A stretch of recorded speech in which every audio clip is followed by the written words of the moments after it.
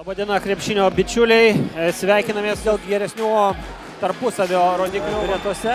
Rokas Uzas atsikovojo kamuolį ir 23-asis Šilutės komandos žaidėjas, o čia žaidėjas. Žiūrėsime, ką jis pasiūlys, o jis pramiega. Žiūrėsime, galbūt 11-asis numeris atsakys tuo pačiu. Taip ir yra. Smeigia. Paulius Semaška nė sekundės nesilsėjo.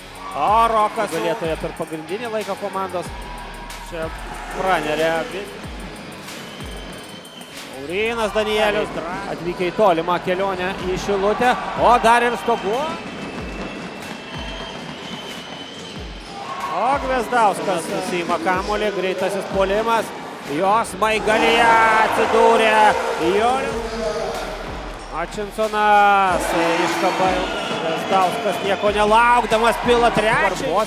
6% toks jų pataikymas. Danielius visiškai netrukdomas, visiškai laisvas paliktas ant perimetros. Po krepšiu jas laimi šilutiškiai, greita tranzicija. Kazlauskas iki galo.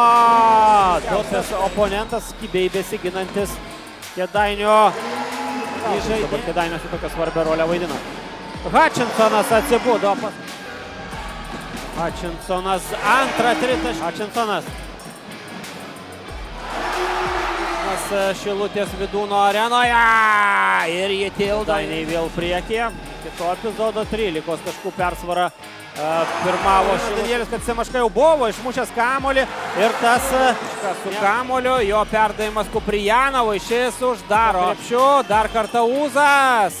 3 taškai. 1,89 Šilutiškių išpuolis, 8-7 iš viršaus.